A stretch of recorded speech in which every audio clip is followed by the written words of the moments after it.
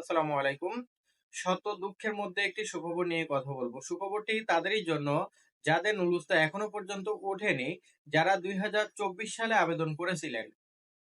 ২০২৪ সালে যারা আবেদন করেছিলেন, যাদের নুলুস্তা এখনো পর্যন্ত ওঠেনি, তাদের নিয়ে একটা সুসংবাদ দেব। কেন উঠেনি এবং কবে নুলুস্তা উঠতে পারে সে বিষয়ে আজকে কথা বলবো। তো আমার ভিডিওটি যাদের কাছে মূল্যবান মনে হবে তারা অবশ্যই আমার চ্যানেলটি সাবস্ক্রাইব করবেন। অলরেডি যারা সাবস্ক্রাইব করছেন, থ্যাংক ইউ সো মাচ। বন্ধুরা, আপনাদের কাছে একটা রিকোয়েস্ট থাকবে, ভিডিওটি দেখার পরে অবশ্যই একটি লাইক করে দিবেন এবং শেয়ার করে অন্যদেরকে দেখার সুযোগ করে দিবেন। তার সাথে পুরো ভিডিওটি দেখবেন। ধন্যবাদ। তো এখনই কথা বলবো যাদের এই মুহূর্তে এখনো নুলুস্তা ওঠে নাই। আপনারা যারা ২০২৪ সালে এগ্রিকালচার আবেদন করেছিলেন, ডোমেস্টিক আবেদন করেছিলেন, তাদের বিষয় নিয়ে কথা বলবো। ভাই, কিছুদিন আগে একটা খবর জানা গেছে যে ভিএফএস গ্লোবাল দিনে ১০০টার বেশি ভিসা দিতে পারবে না। আমি নুলুস্তার সাথে কেন ভিএফএস গ্লোবালের কথাটা নিয়ে আসতেছি সেটা আপনি বুঝতে পারবেন পুরো ভিডিওটা শুনলে। কিছুদিন আগে ভিএফএস গ্লোবাল বলে দিছে যে দিনে ১০০টার বেশি তারা ভিসা দিতে পারবে না।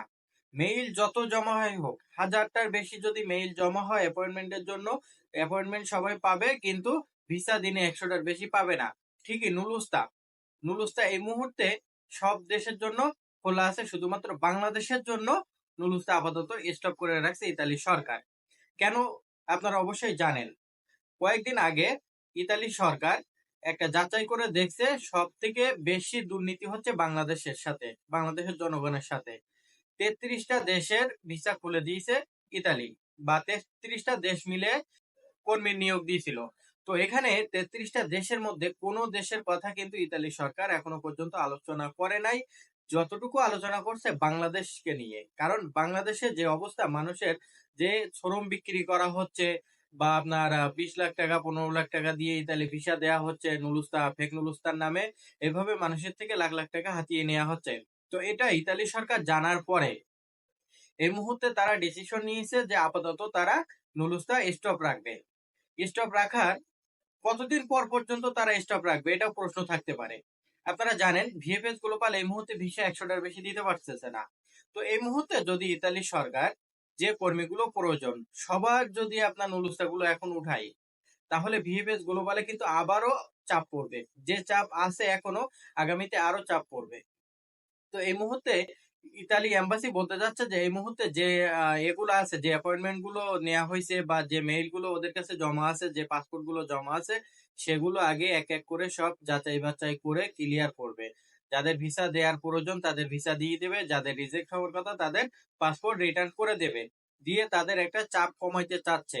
তো ভিএফএস গ্লোবালে যখন চাপটা কমে যাবে, যতটুকু শোনা গেছে, ভিএফএস গ্লোবালে যদি আবার আগের মতো ওরা ফ্রি হয়ে যায়, এই চাপগুলো যদি না থাকে, তখন আবার ইতালি থেকে নুলুস্তা ওঠা শুরু হবে। তো সেটা ১ মাসও লাগতে পারে বা ১৫ দিনও লাগতে পারে।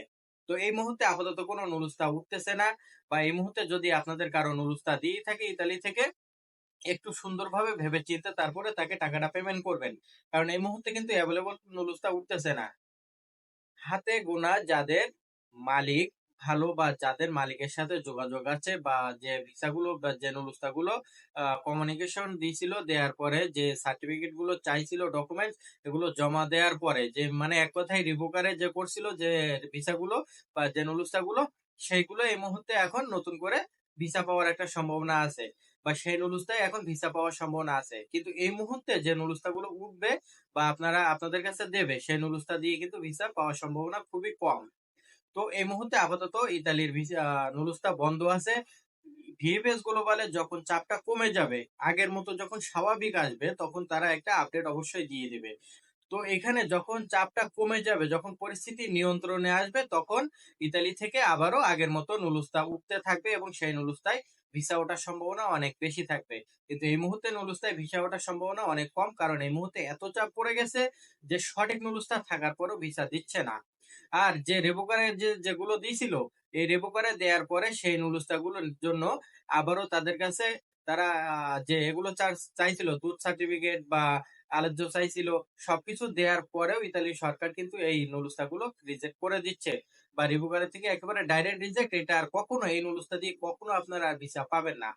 তো এটাই সুখবর যে এই মুহূর্তে যাদের নুলুসটা উঠতেছে না ভাই, অনেকে প্রশ্ন করেন ভাই আমার এই শহর থেকে কবে উঠবে, আমার ওই শহর থেকে কবে কবে উঠবে। আপাতত ভাই একটু ওয়েট করুন, একটু অপেক্ষা করতে থাকেন। ইনশাল্লাহ আপনাদের জন্য ভালো হবে সামনের দিকে, এটাই আশা করা যায়। তো এই ছিল আজকে আমার ভিডিও। যদি আমার ভিডিওটি ভালো লেগে থাকে অবশ্যই লাইক করবেন। আর ভিডিওর মধ্যে যদি কোনো ভুল ত্রুটি হয়ে থাকে ক্ষমা দৃষ্টি সহকারে দেখবেন। ধন্যবাদ সবাইকে। আসসালামু আলাইকুম।